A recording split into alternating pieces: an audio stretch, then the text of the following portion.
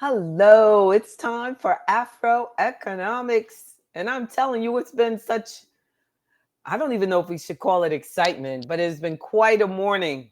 I did not even realize that the government had closed down. It is October 1st. The federal government, I should say. It's October 1st, 2025. Let me put this in the record books that this will not be a long time. One thing you can depend on if you're a federal employee, like a lot of my clients are, and you're at home right now, relax, enjoy the day because this is going to be short lived. I don't see that. I don't know. One of my, friends, dear friends, she said that might be another month because they had a month one time, Karen, but I don't know. I'm not seeing federal employees having a lot of time out of work.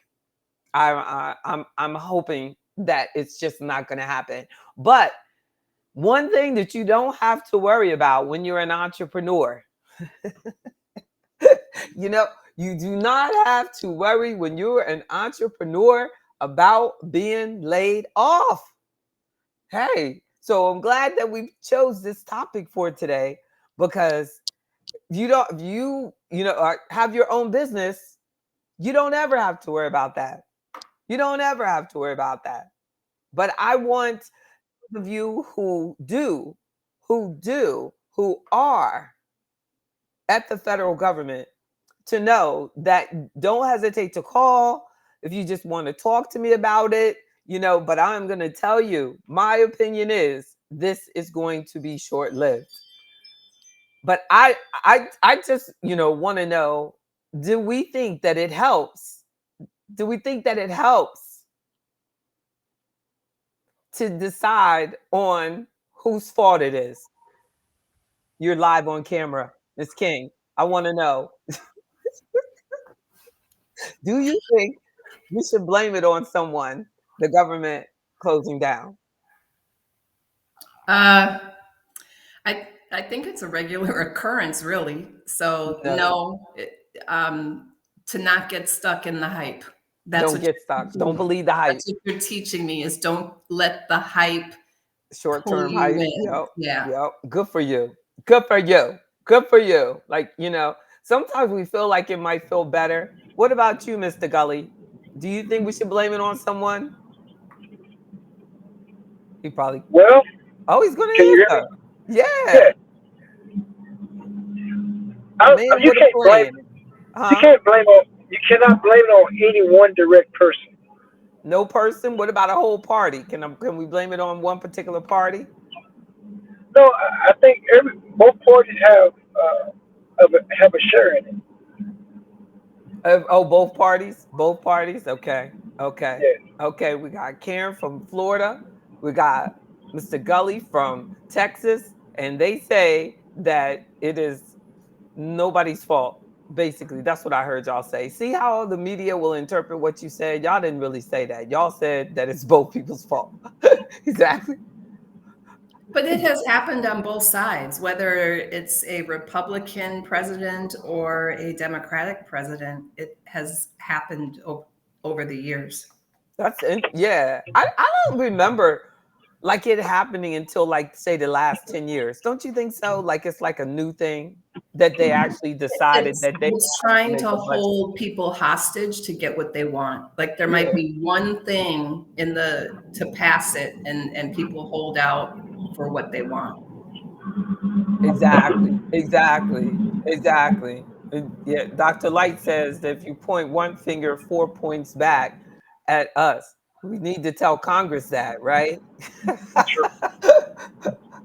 Look, the people in Congress have decided that those four fingers do not come back at them.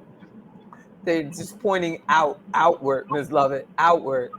But what bothers me the most and is that I don't think they're really thinking about the workers. And they're really not thinking about like I think federal employees have gone through enough this year. And I think that the politicians should have said, "Hey, I don't want to do this. You know, you know, I don't feel right doing this to these employees. So we got to make sure we make a commitment. You know, like it's like they kind of, you know, get in their little box in the Capitol and they just forget that what they're doing really affects people. You know, it's real. Because I think as long as you just think about numbers or those people, you know, it doesn't, it's, you know, as long as you keep it impersonal. But me, I work with these people, you know, and I see the impact. And I can't imagine, you know, I remember during COVID when it was like they didn't want people to go to work. Like for some of us, that's what we do. I'm so glad, isn't it? Look, it is wonderful that we live in a world that thinks that financial services is an essential thing. Right, Karen? We had to work all the way through. Look, they're like, financial services is vital. We in financial services too. Remember you? We just worked. I don't know what I would do if Yeah, they said like you can't talk to your customers. You know what I mean? You can't solve these problems.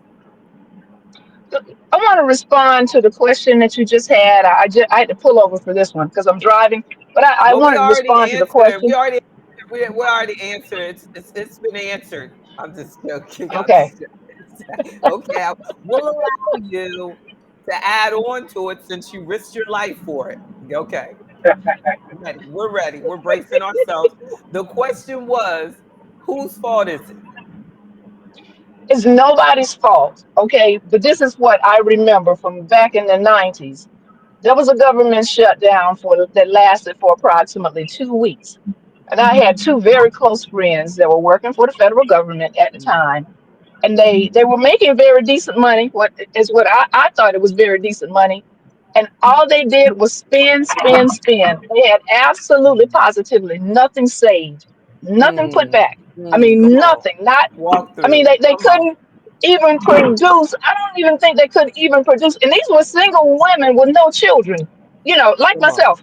And they could not produce not even $500 Oh because, man. the money was Look, going look, towards I'm good glad they times. had you. I'm glad they had you as Wait a a friend. Every, minute. every broke Wait, person needs a friend with some money. She got money, wait, y'all. She got wait a money, minute. y'all. They were being some good timing and having just, I mean, and dressing like out of this world. I thought, and I would just look at them. I'm like, this is purely senseless.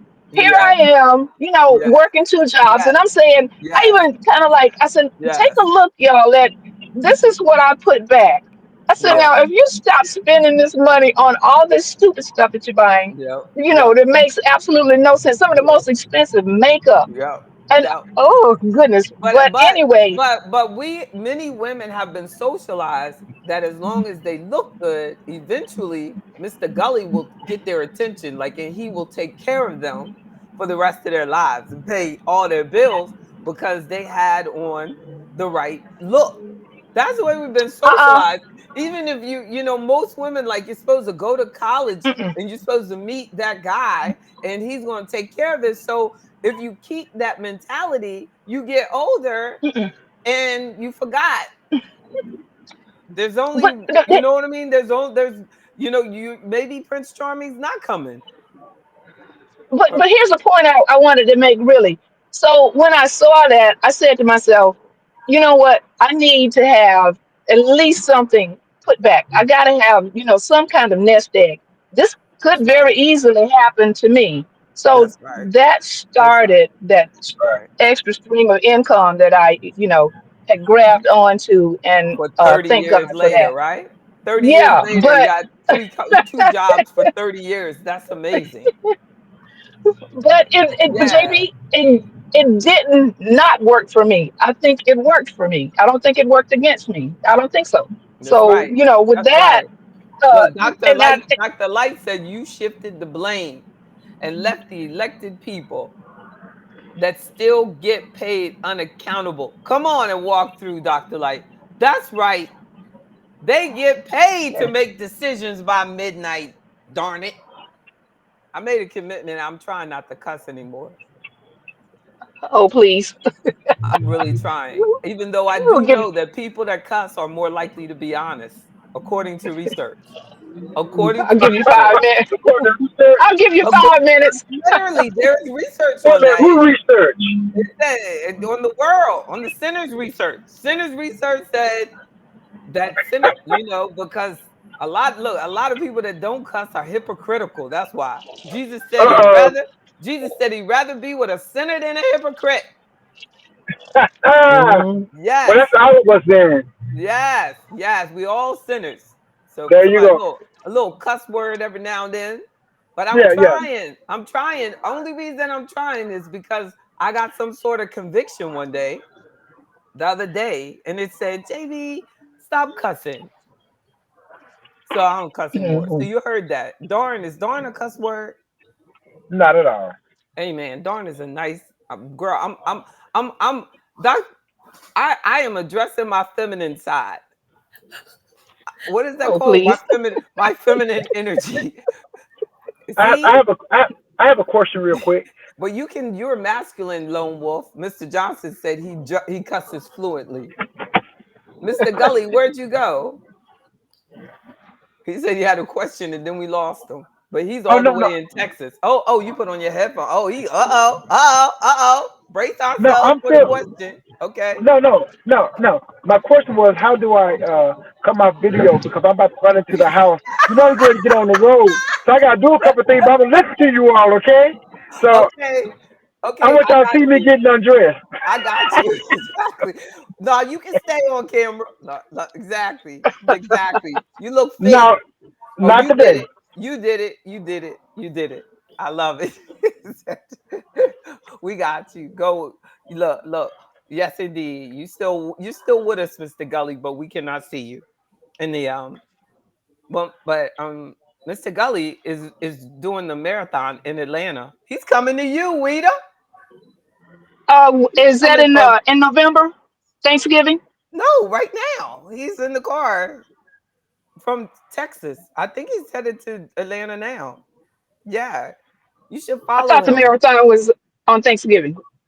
You should do Okay. marathons. You should. I'm gonna get you and Mr. Gully. Oh, here he is. Back connected because he'll have you running the marathons again. Mr. Gully, like Not with Weeda, the you shoulder, not oh he's not. Okay, okay. quite yet. That's right. He was kidding. Yeah, but he's headed to Atlanta. Y'all having like a half marathon, something like that, right? You're having a marathon. I think But that's on Thanksgiving. That's usually around that time. And the no, real it is marathon, the full now. marathon, Okay, he's coming back. He's coming back. Okay, can you get that it's too straight? hot for So that. oh, he's like he's getting look, look, it is not in Thanksgiving. Mr. Gully, can you get her straight before you dismiss yourself? Yeah. Can y'all hear me? Yes. Uh-huh. Yes. Okay. The race is Saturday on the 4th. It's actually called the race. It's a race put on Oh, by a black female race producer okay. for us by us, and it's going to be in the East Point location at the Impact Center Saturday morning at 7 a.m. It's just a half marathon and 5K. See, you should go look we and Okay. Okay. It's at the Impact Center, support our member. 2323 Wear your t-shirt. 2323 Sullivan Avenue or Sylvan Road, 2323 Impact Center. The expo starts Friday at 12 noon. They're You going to got have all different the details. You just people doing it. there. That's And good. the race, That will the be actual group, go ahead. that's gonna be this Sunday. The race will be this Now, Sunday. the race is this Saturday. It's 7 a.m. Saturday. Saturday Okay. morning. It's Okay. 7 a.m. Yeah, At we. I 7. mean, It's, Okay. we it's will hosted at the come. Impact Center. It's hosted Okay. I at know what you're talking Impact Center. about. Okay, cool beans. All That's right. so good. Okay. Good luck. Win. Oh yeah, I Win. trained for this. That's I'm right. ready. That's right. That's so good. All You right. win. You win because you're a winner. That's good. I like the way you think. That's right. Thank you. Thank you. Oh, that's so cool. You're gonna be there, Weeda. That's gonna be great. You should go. I'm gonna try to meet him. You gotta get me his number and make sure it's okay. with Okay, him and all. you can And see that. Okay, I'll I'll go get and that meet to him. her, Mr. Gully. I'm gonna let you. I'm By gonna all take. means. Yeah. Okay, Yeah. bye. I'm taking you off camera now. Great. That's right. He should be. He should not be riding and driving. He's not. He was parked. He was parked. He's parked, and he's parked. He's parked. He's a riding drive, but he's going to run. The thing that's in by the black women in Atlanta, it's going to be a run. I was like, still, I know he's like, I can't get out of here. It's a run. Yeah, we're parked, and he's walking now. I'm taking you off camera now. Thank you, Mr. Gully. And I'm gonna give Weta your information because she will come out there and she will have on I her will. Afro Economics t-shirt. Yo, yes, she will. Good job. Yes. You don't even need a hit. You don't even need a shoulder to run. So I don't like, need a shoulder. no, exactly. So when you think about like now, especially with this, when you realize like a lot of times people feel a sense of security with their jobs that's not real, correct? Like it's just, you feel like, oh, this job will be here forever. And I think that one thing that we can learn from the federal government is that nothing is guaranteed. Nothing is guaranteed. But as entrepreneurs, a key question you have to ask yourself is, am I and Lone Wolf come in because Miss Davis left, so now Karen's all by herself. So Mr. Johnson, you should come in. Because Karen is an entrepreneur and she's serious about this. And yes, indeed. But the key, thank you, Dr. Light, is like, are you able to face the inconsistencies that you will have with entrepreneurship? Like, people go, you don't know if you have a job tomorrow. Well, with as an entrepreneur, you don't know if you'll have a client tomorrow. You don't know what's going to happen tomorrow. So you have to ask yourself is, am I willing to live like that? It's something, this Karen is looking good and holding things down. That's right. Yes, she is. She, you know what? And all you would do is make her look better. All you would do. I don't know what's up with Code Red. Paul is scared to come in today. Entrepreneurship and financial literacy should be truly taught by schools. That's right. Beginning in elementary school. It is. It is taught in elementary school. Look. Look, that's what they think. You teach you how to count money. But the financial I posted the wrong one that I was trying to get from him. The the financial literacy that should be taught to us is the example that our parents set. If you always see your parents and they can't pay their bills and they're always having financial problems, that's financial literacy that you're teaching your kids. And you should know that your children are going to mimic that behavior. If you never can get ends to meet, you know what I'm saying, then your kids are going to learn that same thing. So a person who's brought up in a household that has an entrepreneur in the household is more likely to become an entrepreneur. That makes sense, Ms. King? Because they've seen it. They've seen it and they like it, or they see it and they hate it. In years past, my daughter has always wanted to be an entrepreneur. She's 27, and I kept telling her, get a job, get a job. And now that I'm retired, I see more of her side of it. That exactly. I don't work for a corporation. Exactly. I've watched you work for a corporation, and I don't want to do it. Good for you. So I'm now more like, I understand what you're wanting to do. Yes. And there are so many benefits as a parent, especially as a single parent, to be an entrepreneur, because it offers you so much more flexibility. That and unexpectedly becoming a single parent I was allowed to, because I have my own business, I was allowed to set my own priorities for my child. she did not have to go to daycare because it was 7 weeks or 6 weeks. I brought a nanny into the office and built a nursery, you know what I mean, for her. Like, but only as an entrepreneur would I have been able to do that. No, even if I were working somewhere, she would have been down somewhere else. I was able to nurse her for as long as I wanted to. You know what I'm saying? Because she was right there at the office with me.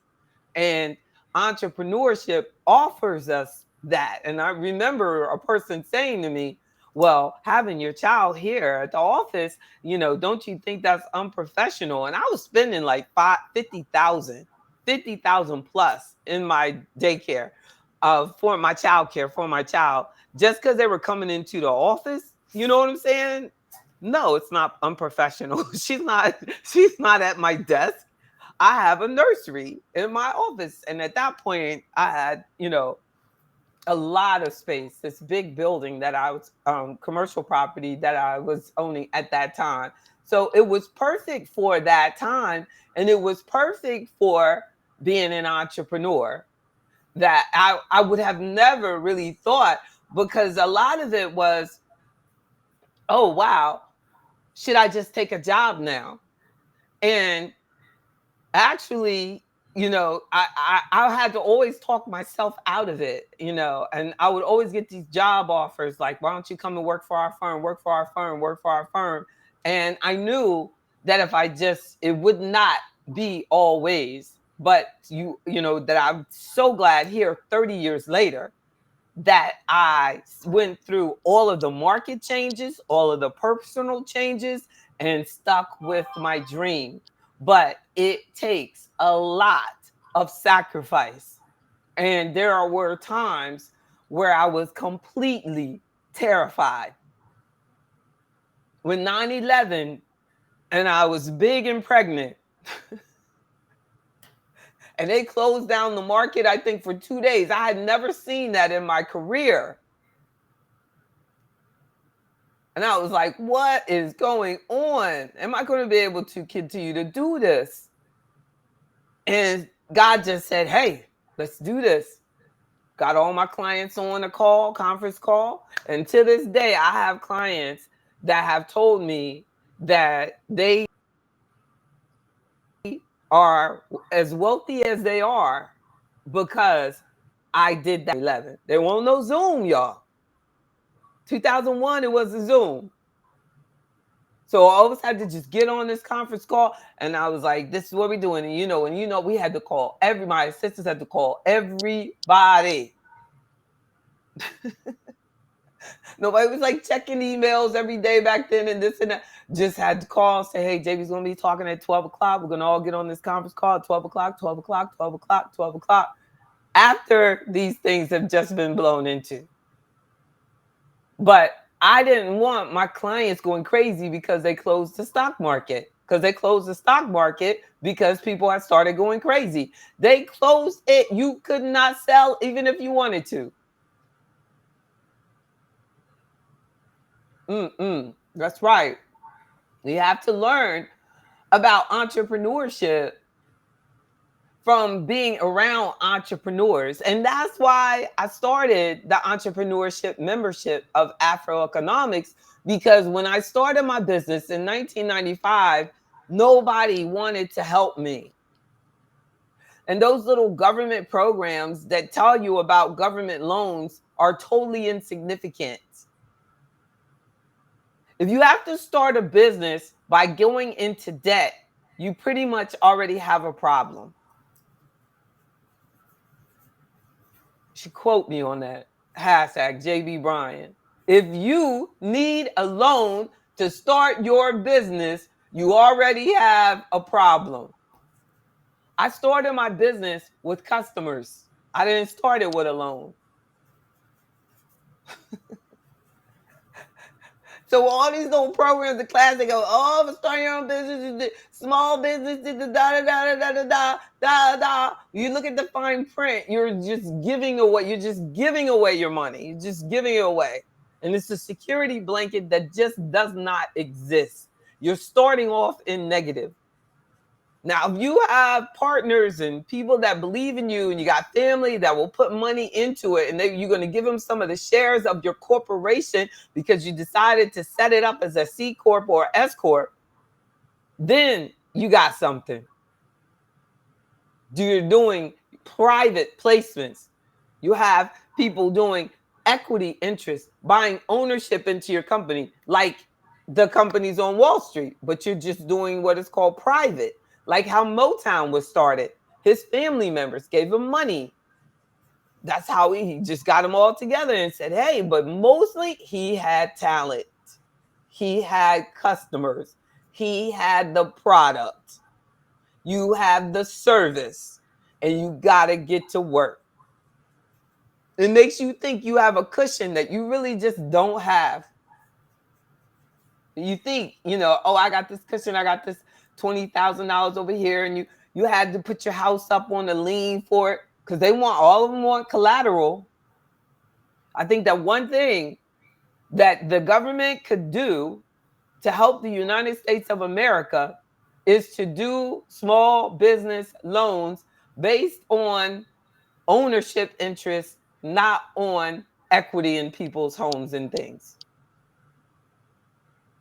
That, there are countries that do that they do have ownership interest in these small companies. It shouldn't just be TikTok that is a partnership with the government. That's basically what they're doing, Karen. The government, is involved with this whole TikTok deal. So it means the government owns part of TikTok. Mm. The government owns a whole lot of like Bitcoin, and they put it over in reserve. Mm. So it's like, there is, we can say that we have capitalism all we want, but it's fake. There's a lot of these corporations are held up by the investments from the government, like what we're going through right now. This is about how much health insurance companies make by people who do not have citizenship. This is a fight to keep those health insurance companies with that government money. It's not about us. It's not about the workers. It's about corporate America and the health insurance companies that own that side of the line. So they're putting up money and saying, you fight, because we don't want to lose these millions of dollars that y'all are spending on non-citizens. So what? You deal with the shutdown. Because there's a lot of money on the line, and it has nothing to do with us. Nobody ever checks. We're not checking. What I tell y'all all the time, follow the money. Follow the money. Follow the money. Like with the Tylenol situation. So like our government is all involved in corporate. So our government, my point is just to say that our government could help small businesses if they wanted to. And small businesses are major employers. I don't know. What's she doing over there, Weed? Oh, you hearing me twice. I'm like, who is that woman yelling? She has to stop the show that's on the left so she can, there you go. Oh, I just did that. Yeah, she's something else. But back to some key questions to ask yourself. My thing is, and you'll have to let me know, Mr. Gully, if you want to come back in. If you're willing to come back in, you'll have to type it because I don't want to mess you up. So I don't know, and if you see it or if he says something, okay, Weed, I'm gonna try to get you back in. So the key question is that one thing that I realized is that when a person asks me, and I remember, how you do it. I don't know what's up with you, Weed. I'm gonna try to mute you. Poor Weed. I don't know. Wait a minute. I'm gonna try one more thing. Hold on. You have me open up on YouTube somewhere. Let me come out. Yeah, click that YouTube. But she thinks it's her and it's not her. Poor thing. So some key questions. One thing is that if somebody asks you, Are you really ready to own your own business? You know, I don't think that you're ready to own your own business. And you're going to get a lot of that. I got that. I got it. You're too young. You know, I was like just turning 28. Like, you know, it was just like, you're too young and nobody's going to invest with you. You know, don't do that. Stay at that company, stay at that firm for a little bit longer, blah, blah, blah. And, you know, I had to make a decision that I would not associate with those type of people. If they said it, like I had this accountant that said it one time, like she let it come out of her mouth, like, why are you doing this? And I just fired her. I was like, I can't work with anybody like that. You either have to believe, if you're on my payroll, you have to believe in my vision. I didn't ask you, should I? I'm doing it already. I didn't even ask anybody's opinion. They will tell you their opinion and you ain't even ask. You know, so if you get anything out of this, if you want to have your own business, you have your business. But you and me have to figure out what you have to do this thing correctly. I have watched all these people become so successful and then they just end up like bankrupt and all this ruining their name. You know, all this, you know, stuff, you've seen it. With all, you know, these people with different companies, even getting on Shark Tank and then falling all apart miserably, hiding from bill collectors. All of that because they did not partner with the right people. All they partnered with was yes people. You have to have people on your team that are in it to win it, not just to make money off you. Well, it's one thing, like I have committed from day one to only associate myself with people that want to be wealthy, want to move forward, want to progress. You know, if I have a client and I'm telling you, I could tell you, I have people, I will give you their number that I said, you're determined to be broke. I can't help you. Lottery winner one time. She was determined to be broke. Karen, I had to turn her away. I was like, I can't help you. She said, you know how many people would be happy? I said, well, let them be happy with you. But I'm not going to sit here and watch you ruin your daughter's life. Not just you.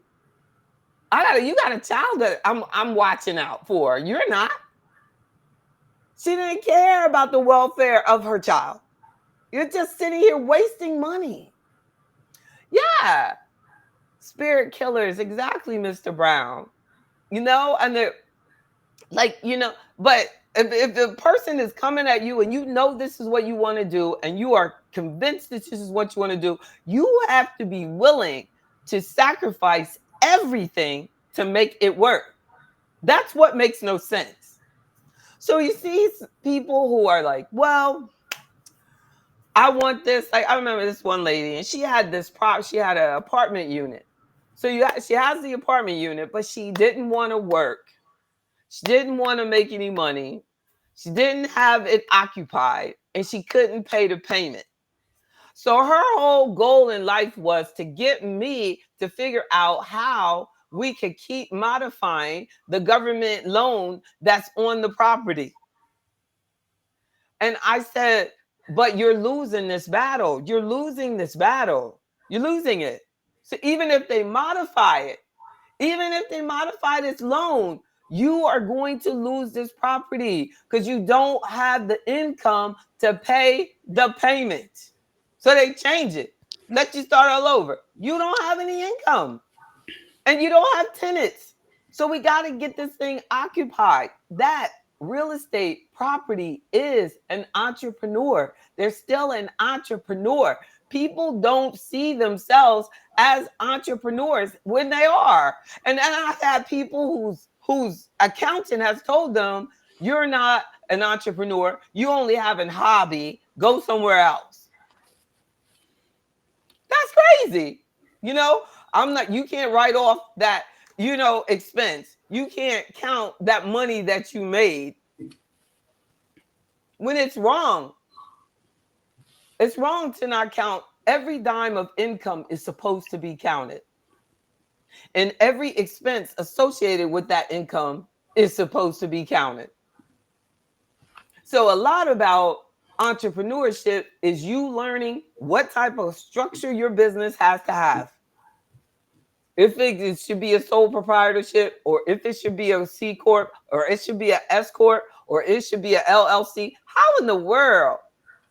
See, I wanted to cuss right there, and I did. Look at that. How in the world? You could throw in a random cuss word, Mr. Johnson. You said you a fluent cusser, because you throw in the word. I'm gonna say how in the world, and you just throw it. I'm just joking. Somebody gonna get mad. But how in the world? Can people feel like they don't have to be accountable for, just because the accountant can say you're not legit, and we fall for that. Don't fall for that. And what were you going to say? And please don't start it with I don't agree. No, I don't agree. Shut up. I don't agree. Miss King, that is his favorite phrase. It doesn't matter what I'm saying. He says, I don't agree. I could say, like, you know what? December is a great month. I don't agree. Anything. No, that's my month. That's my birth month. That's your month. Is it December for like 28th or 9th, huh? 29th. 29th. Uh-oh. I'm not bad, am I, Miss King? I'm not bad. Not bad. But it will zoom right by, and I'll be like, dang, I forgot it. I told you like 30 seconds before she said I did not cuss, girl. Snoopy D talking. That's Miss Davis. But what were you gonna say? Like, can you feel my argument about don't let anybody talk you out of it? You know what I mean? Like, that's the first thing that we have to realize as entrepreneurs, that if this is your decision, then you have to like I'm sure you had 1,000 reasons why not to do firearm training. Like everything is blamed on firearm training. Oh, if you never learned, if it's just child never, the parent never learned. Nobody ever learns to shoot a gun, then we'll have no gun violence. Yeah, I think the first thing is don't talk yourself out of it. Forget what somebody else say. Don't you convince yourself that you're not ready for it. A lot of people, they talk themselves out of it, and they never do it. Never even talk to me about it. That's so true. Yeah. Never. That's a good point. So many dreams like left. What do you say about the graveyard? The graveyard, yes. The most expensive real estate in the whole world is the graveyard. Unfulfilled dreams. People just taking dreams, desires, visions to the grave, never pursuing them. So the first thing is don't you talk yourself out of it. And in a moment like this, like I said, when I got fired from my job, I told them that was the best thing they did for me. Amen. Now I'm really gonna get you now. Amen. Amen. So it did you a favor. You're laid off right now. This is an opportunity right here. That's right. I've never, especially with men, I've never met a successful man that didn't go through some stuff. Oh yeah. And it ended up being to his betterment. Like, especially in our community, we're gonna go through some stuff. And then, but it's how we handle it, how the man handle it. He turns it into, oh, but I didn't get into sales until after I lost my cushy job. You know what I'm saying? They'll tell me some story like that. Like, it's like my first well, not first, but like my most respected boss I ever had. He never went to college. And he was my manager at radio sales. And he managed people with all those degrees. You know what I'm saying? And he didn't have it. And he knew sales up and down. Like, he didn't know it from a textbook. He knew it from, this is how you treat people. And that's everything. That has been everything. And so when I became a stockbroker, I modeled their behavior. My manager, like, men 20, 30 years older than me when I met them. Like, yeah, they were like my age when I met them and coming out of college. But they taught me how to treat people, how to talk and listen. So it doesn't matter as much the product or the service. If you're a plumber and you don't know how to listen to the person telling you there's something stuck in my drain, you ain't going far. Sales is everything with entrepreneurship. So do you have your skills ready? Because some people think just because they're good at what they do, they can become an entrepreneur. It's totally different. When you're an entrepreneur, your first thing is sales and service. It's you. It's you. That you want to try to hire somebody to come in between you, then you already cut your money in half. You already messed up your profits because you look. I mean, and there are people that say that. I don't like people. I don't like to work with the customer. Oh my goodness. So what are you gonna do? Then you're gonna have, you know what I'm saying, someone else. So you like it, you know what I'm saying, but you're gonna have to have someone else then. Make sure you better just make some widgets and just sell them, like make bottle tops. You can be an entrepreneur that makes bottle tops. It does not involve people. It does though, because you still have to sell the bottle tops, huh, Mr. Brown? You'd have to talk to Coca-Cola, somebody to use your bottle tops. To speak against your, Mr. Brown said, Willie Brown, to speak against your vision and your business idea is to hate your self-identity. That is, in reality, the foundation for success. Exactly, your self-identity. Amen. Mr. Brown, you got to come in, talk with us. Exactly. He's we would love it. Because I know you're a grown man. You're older than all of us. Teach us some stuff. That's right. But look, well, age comes wisdom when it's somebody smart like you. But it doesn't always, does it, Mr. Johnson? Absolutely. You can get old and dumb. Yeah, I know a lot of those. some additional, like some things I want you to think about, some key questions that are for you as you're thinking about your business. And we have two entrepreneurs right here. So y'all ask questions. So if you are an entrepreneur, as you're starting your business, what would you do if you had a major competitor that came into your marketplace right after you start your business? Because that's going to happen. That's going to happen. I have to find out my niche. Like, how am I different from that competitor? We both might be selling the same product, but one might be high end and one might. So I have to figure out how I stand apart from my competitor, because a bank is a bank, but how you provide your products and how you provide your service to your customers is what gravitates you to one bank versus another, how they treat you. That's right. And sometimes, like, people try to be everything, and that could be, work to their detriment. Like you said, then they don't know their niche because they're trying to be everything. They go, oh, I do that too. We do that too. I see that with entrepreneurs a lot. They they think they want to say they do everything. One of the reasons why I did the firearms piece, I had a good brother I was working with, a great brother. We were training civilians to become unarmed police officers. We were doing everything. I mean, SPOs, bomb threats. But I had a vision to train everybody. He wanted to make people SPOs, armed police officers. What's that mean? I had a vision for everybody. What's that SBO? A special police officer. You get the armed police officers. You get the armed police officers. And I enjoy making civilians armed police officers. I enjoy that whole training process because, again, people don't realize that these special police officers that you see in these streets and these convenience stores, at these grocery stores, when they're working, they have the same power as your regular state, county, or municipal police officer while they're working. That's right. They're armed. Don't get twisted. So, but I had a bigger vision. I said, you know what? I want to train everybody. And I said, it's enough for everybody. Instead of just the police officers. Yes, yeah.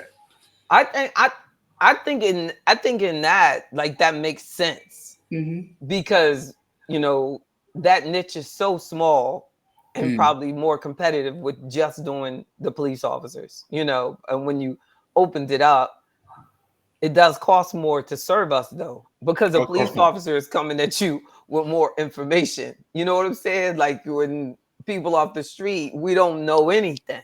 So Mhm. the lower the knowledge of the customer, the more it costs you to serve them. Isn't that Right. something? Right. That's why like a lot of the products that focus on Black customers always have high sales charges because it takes more to serve us. But that's my niche. I only do no loads for our community, but our community doesn't know enough to know how much more money they're making because they're with me. In that Mhm. song, but it's like, but it's out there, and that's how they make so much money. That's how like Primerica, you know what I mean? Well, you know what I'm saying? And at the core, they have like a 5%, huge markup. And I started seeing that, but it's they know that there's going to be more service, and they're not trying to do it. So they're like, no, we're going to make more money. That's what we're going to do. And it's not that. It's not as much discrimination as it is we have to allow that to happen because JB Bryan is right here. So we're choosing that. It's just choosing that. So if they can't count it as discrimination either, because the industry will say, well, you see how many more service calls they get with that. They get with that, the community, their niche. Like so they get the right to do that. It's not illegal, especially if we allow it. So definitely and people will say, well, black people cost so much. Well, no, that means that you're not pricing your product correctly for the person that you're serving. They expect da da da da, you know what I mean, so much. Well, then that means if your customers expect that, then it's like basically the difference between coach and first class. We expect first class. Right. Right. I think with me, my prices are expensive because you're getting more than you're getting a police version. I mean, you're getting at least 3 decades of experience. I'm not going to teach Amen. you the civilian way. I'm going to teach you really how to stop that threat and how to Amen. become responsible farm owners and users. And before when I was training in firearm, the person never talked to me. They never asked me like, oh, they didn't care about me. Like you get to know your Right. people. Like, so when they would be using it, what they want it for, how it's gonna be used. You just walk into one of those places, they don't care. Mm. We're just gonna teach you. Kill the threat. You know what I'm saying? They come in your house, shoot to kill. You know what I'm No, saying? no, don't do that. You know. That's what I was taught. You might not say that because our community, like like you gonna have some serious issues. You kill them. They don't have that concern. The majority community do not have that concern. They're not looking at me as this black person, and black people, in the judicial system is a little bit different. They're not looking. So yeah, we also have to realize like that is a, and I'm glad that you see that as a strength of your business. Right. That your people, your customers, you get to know who you're helping, regardless of who they are. You get to know them, and then having that that background in law enforcement also, helps you teach us how people see it, how weapons are viewed. It's something. It's a whole, but whatever it is that we choose to do, like Mr. Gully has a fitness business, that and how how he has to choose to brand. Mr. Barber was asking me about branding, but we could see on your shirt, like, look at the difference. Like Lone Wolf has his branding plain and simple, firearm looking, almost like military style, Well, today I'm wearing the Jefferson Hotel shirt by Oh, is mistake. that what that says? I Yes, thought, it's but it looks Jefferson. similar. It looks similar to Yeah, yours. But but let's just normally I do say, wear my Lone Wolf but piece. let's just say that is that, Right. for branding's sake. And then Mhm. and then you can see, where's your brand? Where's your brand, Karen? Your brand is just classy, pretty. I don't have one. Exactly, exactly. You're I don't. classy. I have not created It's a classy pretty. It's classy brand pretty. ID. I mean, my business is open. Karen King and Associates has been open for 7 years, but I haven't done like a website or branding, and it's an S corp. But the way when I opened my business, it was set up to serve risk and controls, program management, process improvement. Like I'm a process expert, so I had put that. But now, as I'm retired, really all of it is up for an option. That's right. I don't have to only stay in what I did in corporate America. That's right. That's right. And look, Like and I no spoke more. to people all the Right. time and led and managed people for my career. So I can do more than just what I was paid for. Look, and no more conflict of interest worries. Right. You know, you can do whatever you want to do. That's so good. That's so Right. good. With investments. Mr. Gully, can you tell us about your branding? I sure can. Can you all hear me? Yes. Yes. Mhm. Okay. Well, my branding, first of all, the logo you see right there, that's actually me pointing up at Oh, God and the number of the number 4. So my name is Feasting on Fitness, the number 4 life. Feasting on Fitness for life. And my primary objective is to reach out to as many, especially black men of color, um, 40 and up, and ask them, encourage them to get more active by moving their body, because so many of us are dying from, first of all, we are dealing with health issues that, some things it is what it is, but some things can be corrected or rid of or managed if we just got more active in our lives. amen. I'm 61 years young, and I recently ran a 100-mile trail race with over 9,000 feet of elevation. Oh my So when goodness. someone used their age as a reason to stop moving their body, a body in motion stays in motion, but body at rest will stay at rest, and over a period of time it will weaken. And Ooh. how do we kill the weakened part of the body? By doing what we did when we was younger. I used to hear people say, well, when you become an adult, when you become I guess mature, you stop doing childish things. Well, going outside playing, if you played basketball when you was younger, it kept you agile, Mm, strong, it kept your heart healthy and strong. mm, Why not continue that if it mm. makes you feel good? Yeah. And a lot of us want to look good. And I'm gonna tell you, I was a guy who was I love the dress. I looked good, but you know what? I was casket ready because inside of me, I was a mess. Mm, I had no wind. I wasn't going to the doctor. So at the age of 56, amen. I didn't grow up in athletics, so I don't have any Mm, athletic background. I that's started at right. the age of 56, and at Amen. the age of 56, I started running. God whispered into my spiritual ear and told me to run, Vincent. But He says I run, be of encouragement to other people. That's right. And you all, I went on at the age of 60 to get my adult running coaching certification because I wanted to know the science behind running as well. So I Amen. didn't want to just be out there willy-nilly just doing something. And I must confess, I've never had an injury. I was in the Amen. Marine Corps, and they taught me a few things. But what they taught me in the Marine Corps, it was how to survive war. It's how to fight, how to Mm, kill, how to come back home, right? mm, So a lot of people would think that if you was in the military, you got to be in the best shape. No, you're in shape for fighting, but that's it. You're not in yeah. shape for life. So now this Amen. is about life for me, and Amen. it's about reaching out, reaching back to the community, and encouraging them.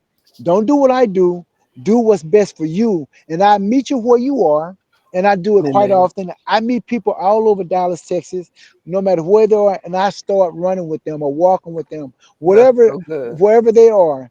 That's And so that's good. just what it's about. Just encouraging us, That's not just right. by not by just lip service, That's but right. actually living the life. So That's I'm right. living it. That's I'm on my right. way to Atlanta, Georgia to run the Atlanta Hills. And when I get done with run the half marathon on Saturday 12 noon, I'm going up into the mountains to hike. So That's I'm right. constantly moving my body. That's so good. And you know that it's funny though, Mr. Johnson and Karen like to swim. They both are like swimmers. They don't know. Y'all didn't know that y'all had that in common. Like with the I love to but swim. Yeah. well, I know that y'all have that in common. But like, yeah, they love to swim. But whatever it is, right? Whatever, Yeah. what did you say? Is feast on fitness for life, right? Like Feasting on on fitness for life. for life. Like it didn't say it has to be running. It doesn't have to be anything, but like we're feasting lost. on it. Like Yeah, what a good concept. What a good brand. That's what a good brand. Thank you. That's fantastic. Like, so like each of What you. I heard, JB, what I heard from both of them, and going back to your offsite, this is inspiring. That's right. Remember when Coach Tripp said motivation versus inspiration? Mm. I think you have to have inspiration Mm-hmm. to be an entrepreneur That's right.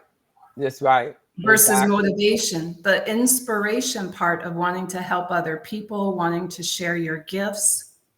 That's right. That's right. And Dr. Light, when they limit the term brand to just a type of product manufactured, they're really limiting really what brand is. And that's what I see. Like we live in a world that's very product driven, but where you really can build a business is through service. And service gets skipped over a lot. Like, so if we start really looking at like your service, like what we're talking about now, what Karen just shared, like these are services that we're providing. And we created a brand from them, but the service is the product. The service is indeed the product. Correct. And it's easy. I mean, and easily, a service can be a product. I mean, a service can be your brand. The how you do your service, what your niche is. As Mr. Gully said, like I like to focus on men. He like to focus on men, but he does a lot with women because going to run with women this weekend. But it's about feasting on fitness. But I think that it's easy when you're like, hey, I'm a man, so you know what I mean. You feel like more men will be inspired by you, but you just never know. Never know. It's obvious that women are inspired by him too.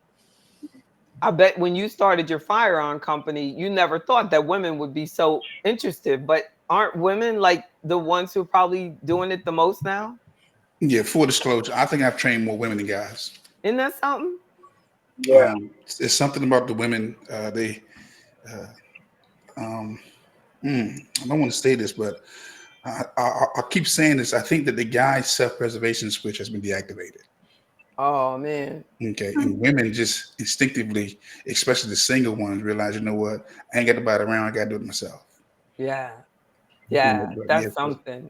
So the women. And you think really, you did well, it could be just because of the cultural stuff that they see, they kind of feel like they're not worthy of having a weapon. And that's really sad, that men would begin to feel that way, that it's like, I better not even just have one, and hopefully what you're doing will change that.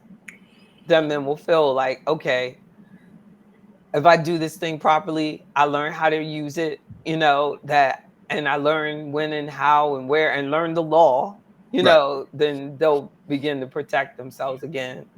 Goodness. Might I say something on that? Uh-huh. Look, I'm gonna preface like cause he's saying this from Texas. He in Texas. Here in Texas, one of the biggest things that prevent men from legally owning weapons and going get the proper training is their background. In Texas, once you get a felon, or you become a felon, where Yeah, you know what I'm trying to say. yeah. You cannot own a weapon.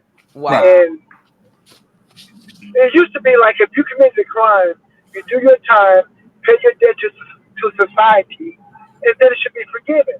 But it's not forgiven. So True. what happens, someone young just do something foolish, whatever, knowingly or unknowingly, or sometimes you get caught up in a bad situation, right? That's And you right. change your life. but they hold that forever against you though. So That's so sad. You're right. You're right. You're right. That's a good point because I don't know if there's any statute of limitation on the felony. Is it? Like, I, No, but look at man, let me say something. I that's think crazy. with the felon piece is this. You got to realize this. You can get it expunged. I've trained multiple people who've had some real interesting things on their record, and they got expunged, and they went into the military. Mm, So it can be expunged. But I'll say this to anybody who's a felon, because when I think felon, I'm not thinking a crime. I'm thinking time. 1 year or more makes you a felon mm, in jail. mm, Less than a year, it's a misdemeanor. mm. true. Okay. But I'm saying because I don't know who I'm training. I Yeah. don't know where they come from. Okay. You can I'm train training someone without everybody. the I don't ask background. no questions because you know your situation better than me. Good for You you. come to Okay. me with farms, you Yeah. gonna get that training.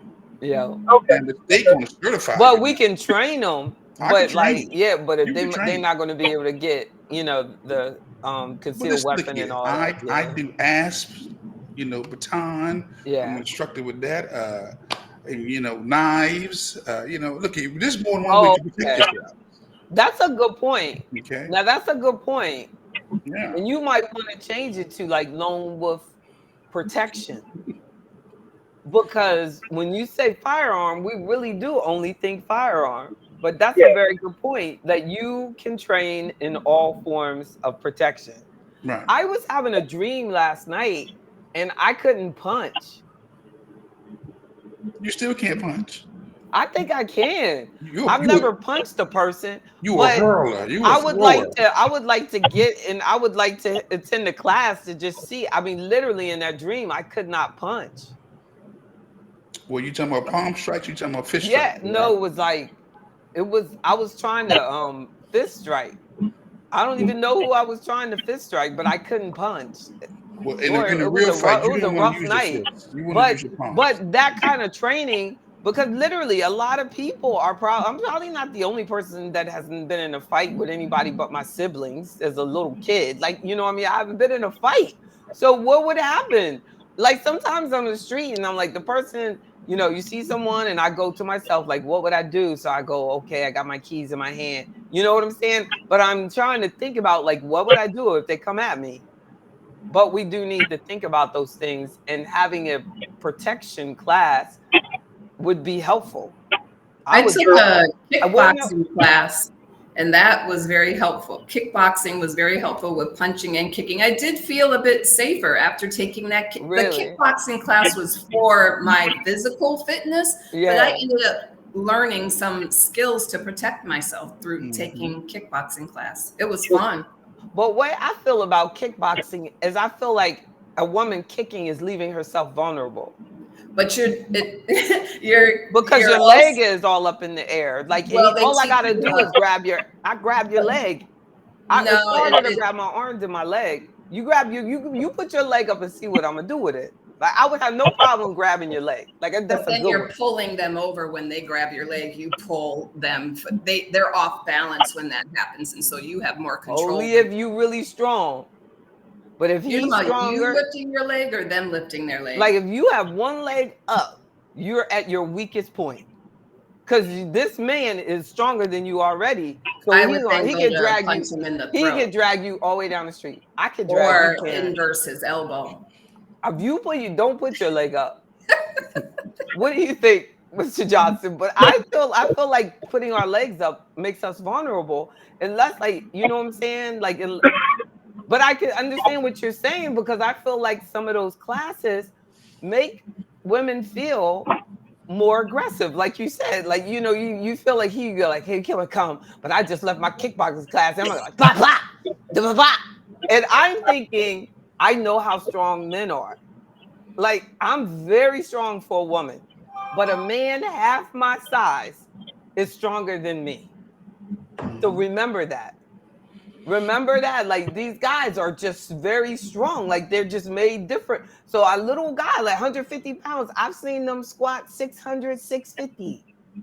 They're very strong. Like, So we're made different. So I'm not gonna, you know what I'm saying? First of all, I don't want to get in a fight with a man. So I think our first defense should be run. So that's why I'm learning to run. Like, you know what I'm saying? So, but don't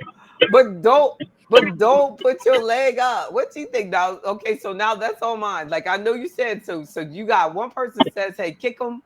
One person says, don't put your leg up. Like, what do you say, Mr. Johnson? Look, I don't think no woman should be out here trying to fight no man in no way. Yeah. But if you have to fight to defend yourself, remember you're not boxing. It's about survival. You use whatever you can. You scratching, you biting, you grabbing, and if somebody trying to really capture you, you drop. I wouldn't even try to run per se. I would just drop to the ground and hold on to that leg and scream for help as loud as I can. Okay. Because now you're talking about just dead weight now. Yes. Yes. You see what I'm saying, Karen? He said, get in it. Just get, because you're so light. He knows how small you are already. You know what I'm saying? I don't think, like, if he had to choose, like, yeah, if he has to choose, they're going to choose a smaller person. Yeah. And that's why I think like, if you have your keys, like, have a pointy key out in between your fingers.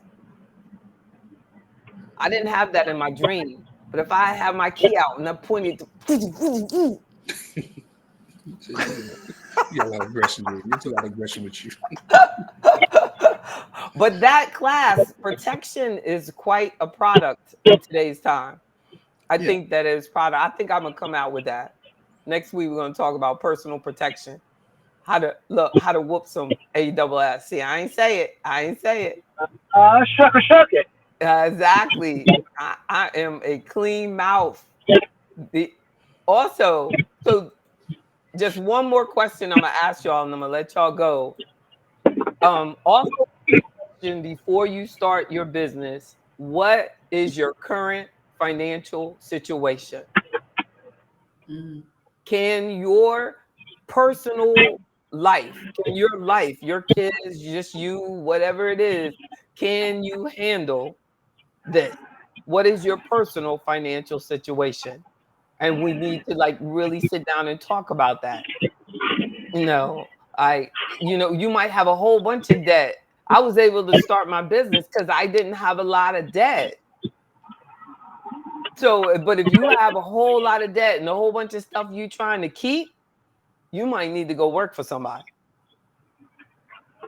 But I wouldn't say that. It's like, but you're just gonna have to realize, how bad do you want it, right? That's the question. The key question: how bad do you want it?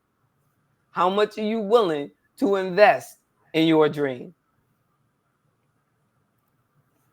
Is there anything you all would want to add before we left on just or ask me any questions about? Like, my point of this discussion is that I've been doing this 30 years, and that's rarity.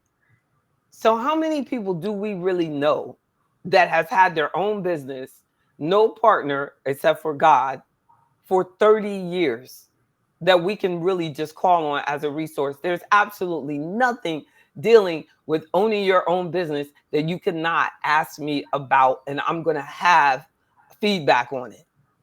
Even if it's, okay, we need to get this, we need to get this involved, You know what you do, but I know all of the finances, all the corporate structure, all of the ins and outs, all of the tax strategies, all of that. I know all of the worst the case, the best the case, the best. You know what I'm saying? I'm looking at it from a less emotional point of view than you are. So I feel that, as I said many times, Afroeconomics is a creation of me being alone. And I literally did not want anybody else to feel alone. Like, we don't need to be alone. And especially when you're trying to start your own business or you have your own dream, we need, other communities are more successful because they have more people to call on. I mean, look at how rare it is. Do you know anybody else right offhand, just like that, that's had a business? I mean, famous or not famous, for 30 years, you know what I'm saying? That's still working. I've watched my friends who've always have been entrepreneurs pivot. They had a very successful chicken place. And then they sold it because it became so successful that other people wanted it from them. And so they sold it. And then they turned around and pivoted and did something completely different. And I'm so impressed with how they renew themselves. That's right. They just go find another thing to try. And if That's it right. fails, they just pivot to another thing. Like Right. being an entrepreneur is their only option. That's and right. they are going to keep trying something. And it just impresses me Well, so much how they're able to pivot. Like they've gone from like having all these chicken stores, sold that, to doing something online, didn't work, and now they're like selling loans for real estate. And I'm like, how did you go from chicken to selling real estate? It's because But Karen, I don't want you to ever go through that, because you know how expensive that is, though. I know you admire it, but if I showed you the numbers on how much they lost doing that because they don't know anybody like me, you know what I'm saying? You would cry for them. I've watched them go through a lot of money. They do that. They've gone through a lot of money. And a lot of times they do these things because people they can't use their name anymore. They've messed up some stuff. They got to switch their name. They got to get out of that business because they ain't letting them back in that no more. Like, you know, like that, as entrepreneurs, we have to be very, very, very careful, because you're a blessing, because you're a process engineer. You know what I'm saying? And like you said, and you see it as pivot. But as entrepreneurs, we see that as fuck ups. My only cuss words. My only cuss word. My only cuss word. My only cuss word. But that was appropriate at that particular time. I just wanted to articulate the difference between the way you see it as a process engineer and the way we see it as an entrepreneur. It's like, oh, they fucking up. Like, you know what I'm saying? Because every time, do you know if I did that, nobody would know my name. The only reason you're talking to me is because it took 20 years for me to cross your path doing the same exact thing. So it's like boom, boom, boom, boom, boom. You Google JB Bryan, I'm the first that comes up. That took years. When I started going by JB Bryan, there was a white man that came up first. That's my name now. You know what I'm saying? But that takes boom, boom, boom, boom, boom, boom, boom. It takes some time. And when we switch, you know, so like, and then some people like say serial entrepreneurs. Well, when you're a serial entrepreneur, you just come up with the idea and you get rid of it right then. You just got to get rid of it. You don't spend time doing it, put stuff in it, buy equipment, Serial entrepreneur that is very effective, they just come up with the idea, sell the idea. Come up with the idea, sell the idea. Come up with the idea. That's their product, coming up with ideas. You know I could do something like that. You know what I'm saying? I can think of ideas, boom, boom, boom. But you, Karen, you take an idea from the idea to you fill it out. That wouldn't have happened to you because you're so addicted to processes that you can't get that. You're going from beginning to end, or you ain't starting. You know what's on the end of that bridge because you think that way. A lot of people don't think that way. Mm-hmm. I don't think that way. So that's why I always do the exact same thing. I do what I do, because when the processes get all complicated and I'm trying to do this, I don't want to go through it. I don't want to set up all the structure. So the only way it benefited me was stick to the plan, do what I do. You know what I'm saying? And I always tell people I do anything financial. Even everything I do fitness, I am that, but that's for me. You know what I'm saying? But I'm not going to set up like, you know, whatever. You know what I'm saying? I'm going to stick to the plan. Mm-hmm. It's part of Afro economics, but I still want you to be the expert in processes, you to be the expert in firearms, him, you know what I mean? Mr. Gully to be the expert in fitness, even though that's the 10th principle of Afro economics. I don't have to do that.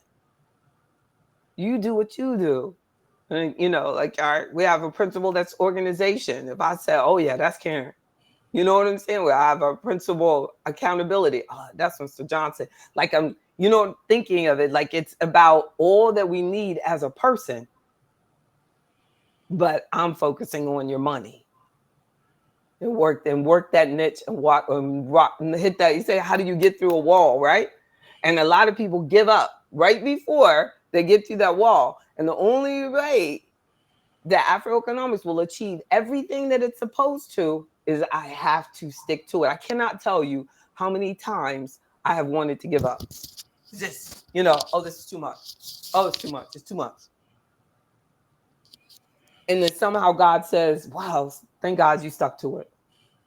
Because I got this headed for you. So you're pivoting. I've had to pivot, but within my same brand. Mm-hmm. Now, I remember when I first started, like mutual funds were the thing. Then I was like, mutual funds, boy, they charge my customer too much. It took a lot to shift from mutual funds that charge customers a lot to not charging customers a lot. And even though my customers get to save, it cut my income down. Huge. But I did it because I knew for the long term, this is what's best for me and my customer. And I thank God I'm not still out there doing that. I thank God that as soon as I knew better, I did better. Because my thing was like, oh, this is what registered investment advisors do. They use no loads and charge a small fee. That's what I do. I use no loads and I charge a small fee. Whole bunch of people don't get that. They'd rather go out there and buy a mutual fund that looks like they're not paying a fee, but they're paying 5 times what my customers are paying. It's not my job to educate that. I'd rather just focus on the customer that's smart enough to see my value. I'm not going around. Like when Paula uses that term financial literacy, y'all don't see me talk that because that's not us. We ain't financial literacy. We are intelligent Black folk. You know what I'm saying? Like, we're not that. That's little kid stuff. We're talking investment portfolios, strategies, and everything. So I don't ever want to see Afroeconomics talking about, you know, using that term. That's for babies. Y'all get that though? Yeah. Amen. Like, yeah. I love y'all. I love you both. Thank you, Ms. Davis. What she said? Who is that? The oh, I thought was Davis was out there. She's not. She just fell apart. She just fell apart at the wheel, girlfriend. Fell apart. Look, with her YouTube playing in the background. Karen was like, she needs to turn her YouTube off. She said, oh, I'm gonna teach her that. I'm gonna teach her that. Like, look, you can't play in both places at the same time. And look, and my moral of the day is don't have water near your computer because I dumped a glass of water on my laptop computer. Now I got to get a new one. No. Don't you hate that? I wish that wasn't so. I know, you're so sweet. I know. That hurts. That hurts. I'm trying to dry it out. Yeah, and some rice. It's a great big, my great big laptop. So it starts, and then it goes back out. It might be over. It'll come on, and then it goes powering down. It won't hold charge. Oh, thank you, Mr. Brown. I don't know, like, you know, but it's just my perspective. I don't know if it's a correction, but, you know, that's how I see it. You know, this is more than financial literacy. This is a lifestyle. This is, you know, we're way past that. We got to get literacy from home. And then I wish more people did. You know, but I really do appreciate y'all. I got mad respect for y'all. What you do, stick to your brand, stay the course, never give up. That part. Amen. Never give up. I will talk to y'all soon. Take care. All right. Bye-bye. Thank you for your patience. I know both of y'all are very, very busy. I know this was hard. Bye-bye. Bye-bye.